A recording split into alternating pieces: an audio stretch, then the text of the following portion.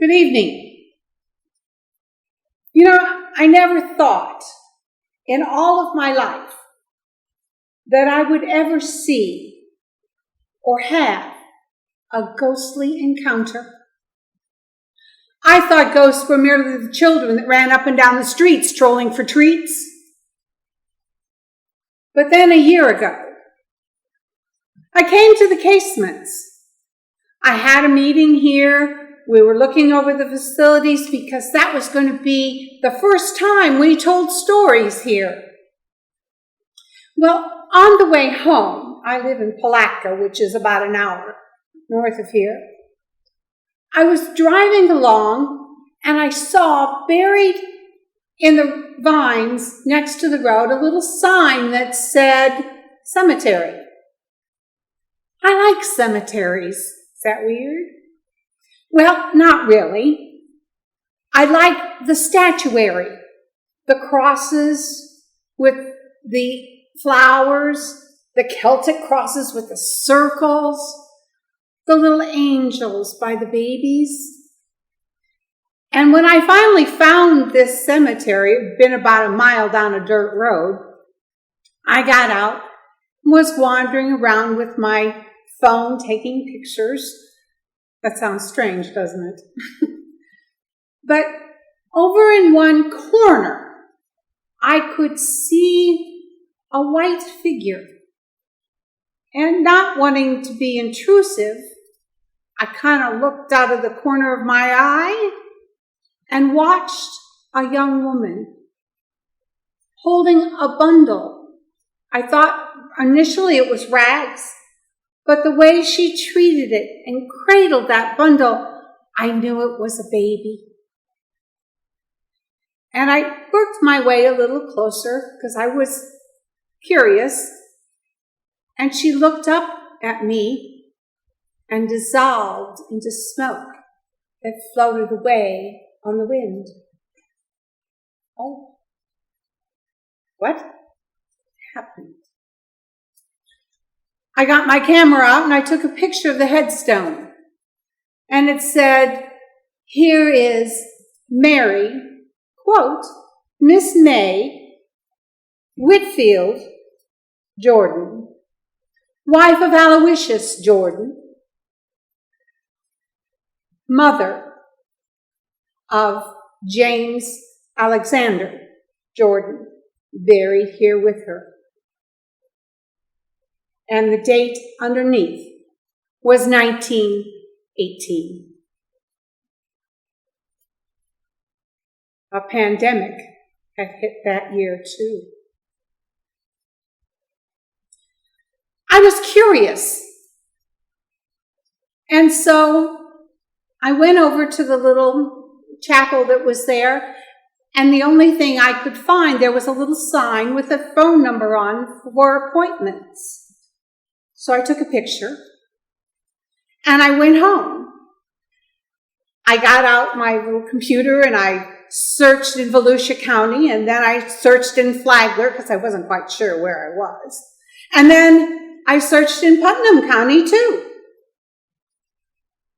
No Mary Jordan. No Aloysius Jordan. So the next morning I got up and I called the number that was on the front of the chapel. And a lady answered the phone, and I told her what I was looking for, and she said, "Oh, do come down, and I'll be glad to show you the records and tell you all about Miss May." That afternoon, I found my way back to the cemetery. It was, by the way, in Flagler County. And there I sat down with the nicest lady, and she told me the story. Miss May was actually Mary Whitfield. But Aloysius, they called him Wish, had fallen in love with her. He had a mother named Mary. He had a sister named Mary. And his brother Jim had married a Mary. And he said, "May I call you May?" And she said, wish you would. And so their courtship went along the lines of, Miss, may I walk you to church? Miss, may I hold your hand? And she would always reply, wish you would. And then he asked the question, Miss, may I marry you? Wish you would.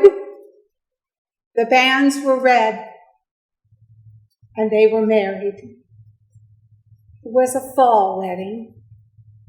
Everyone came. And shortly after Christmas, she announced to Wish that they were going to have a child. Well, as things happened, her brother came home from Flanders having been gassed. He also brought with him the Spanish flu. Mary's pregnancy hadn't been a healthy one. And as the baby began to make stirrings for being born, she got weaker and weaker. They told Wish he couldn't go into that room because she was still contagious with the flu. But one day he pushed his way in, and there she lay with a baby in her arms. The baby had never cried. And he knelt down next to the bed and said, Miss Mary, Miss may I kiss you goodbye? She said, wish you would. And she passed that night along with her son. I've been back to that cemetery a couple times, and I always take flowers.